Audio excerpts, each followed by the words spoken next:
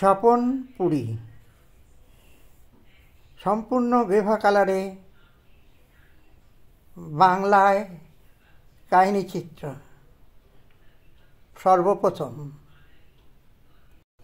গত শতাব্দীর 50 দশকের শেষের দিকে ছোটদের জন্য তৈরি করা বাংলায় সম্পূর্ণ গ্রেভা কালারে প্রথম চলচ্চিত্রে আমি অভিনয় করেছিলাম। ছবিটা ছিল একটা রাক্ষস রাজকুমার এবং রাজকুমারীর গল্প নিয়ে তৈরি। ছবিটাতে আমি অভিনয় করেছিলাম রাজকুমারের ভূমিকায়।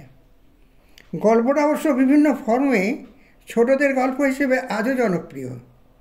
এখানে রাজকুমারের গায়ে লাল ফুল ছোঁয়ালে রাজকুমারী জেগে উঠত গভীর ঘুম থেকে, আর কালো ফুল ছোঁয়ালে সে ঘুমিয়ে পড়ত এক গভীর ঘুমে।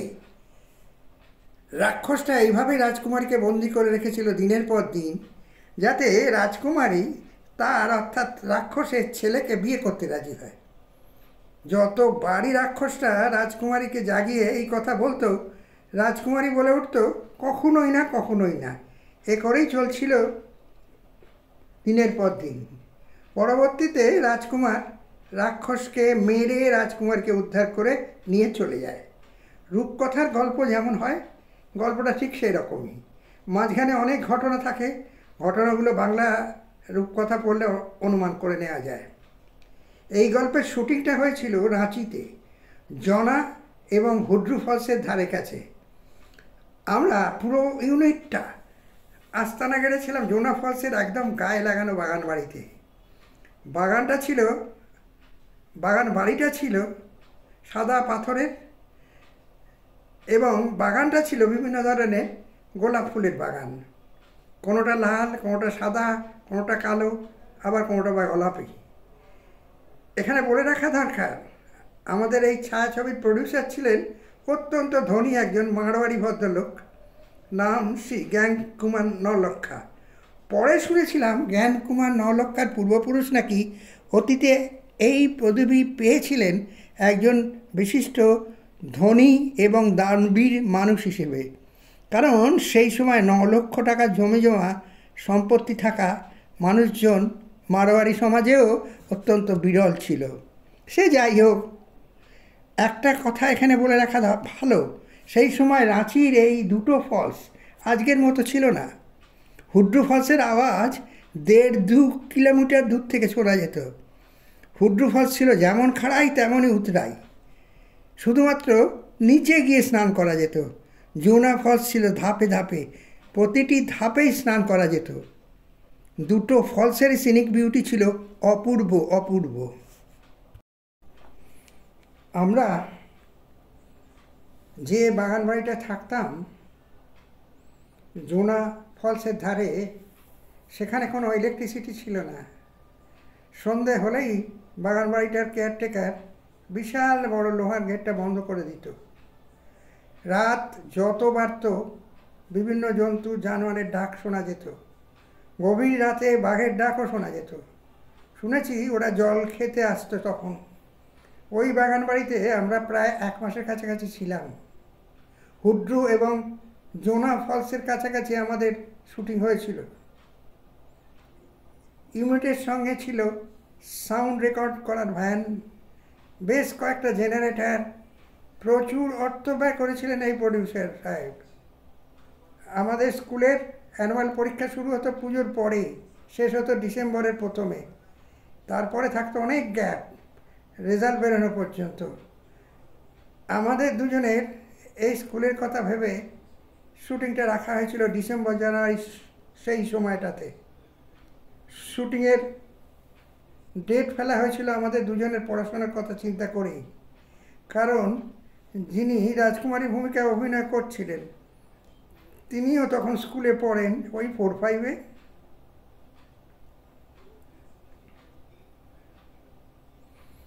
ওর নাম ছিল অঞ্জলি। পদবিটা মনে হয় ভট্টাচার্যই হবে, তবে আমার সঙ্গে ওর অভিনয় করতে কোনো অসুবিধা হয়নি, ভুলও হয়নি ডায়ালগে আমার। কিন্তু সমস্যাটা হয়েছিল আমার রাক্ষসকে নিয়ে।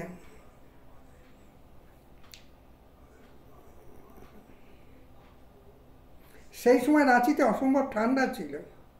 সন্ধে হলেই কোনো ক্রমে একটু খেয়ে কম্বলের তলায় ঢুকে পড়তাম। গভীর রাতে ঘুম ভেঙে গেলে বাঘের ডাক শুনতে পেলেই চোখ বুজতাম। ছায়াছবিতে রাক্ষসের ভূমিকায় অভিনয় করেছিলেন উৎপলবাবু। যে রাক্ষসের কথা বলছিলাম আমি সেটাই। পুরো নামটা ছিল উৎপল ভট্টাচার্য। তাঁর একটা মিষ্টির দোকান ছিল ল্যান্সডাউন মার্কেটের কাছাকাছি। নাম ছিল ভট্টাচার্য সুইটস। পুরনো দিনের মানুষজন এই মিষ্টির দোকানটার কথা নিশ্চয়ই মনে রাখবে। এই দোকানটা ছিল পুরনো স্কুল সার্ভিস কমিশনের বাড়ির কাছে পিঠে। এই উৎপল ভট্টাচার্য অর্থাৎ উৎপলবাবুর চেহারাটা ছিল প্রায় 7 ফুটের বেশি লম্বা, প্রায় 8 ফুটের কাছাকাছি, আর তেমনই ছিল পেশিবহুল চেহারা। কিন্তু সমস্যাটা ছিল একটাই, তিনি ছিলেন আদ্যোপান্ত বাঙাল। বাঙাল ভাষা ছাড়া কথা বলতে পারতেন না চেষ্টা করেও।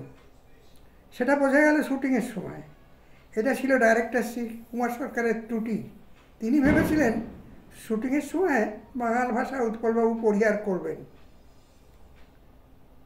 কুমারবাবু এটা ভেবেছিলেন যে কয়েকটা কথা তো ও নিশ্চয় হয়ে যাবে, কিন্তু সেই নিয়েই হয়েছিল বিশাল কঠিন সমস্যা। উৎপলবাবুর একটা ডায়ালগ ছিল, বল তুই আমার ছেলেকে বিয়ে করবি কিনা বল। বল হ্যাঁ, তবে তোকে আমি ছাড়বো, না হলে তোকে আটকে রাখবো, ঘুমিয়ে পাড়িয়ে রাখবো চিরদিনের জন্যে। উৎপলবাবু বারবার বলছিলেন, বল তুই আমার ছাওয়ালকে বিয়ে করবো কিনা বল, ইত্যাদি ইত্যাদি। তাকে সঠিক কথা বলানো নিয়ে বিশাল সমস্যা হয়ে গিয়েছিল সেই সময় টেকনোলজি আজকের মতো উন্নত ছিল না। ডাবিং করে একজনের কথা অন্যের মুখে বসিয়ে দেওয়া এত সহজ ছিল না আজকের দিনের মতো।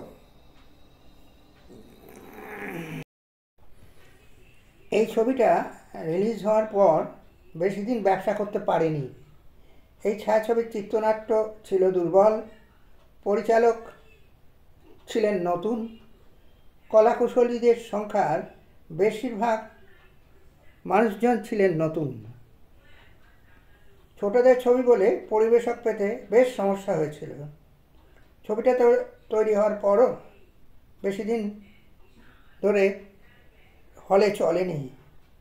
বাংলায় সম্পূর্ণ গ্রেভা কালারে প্রথম কাহিনী চিত্র হিসেবে এই ছবি দর্শক মনে সেরকম দাগ কাটতে পারেনি।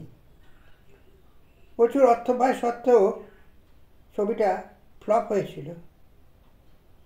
এই ছবিটা যখন রিলিজ করেছিল তখন আমার বয়স হয়ে গিয়েছিল 14 বছর।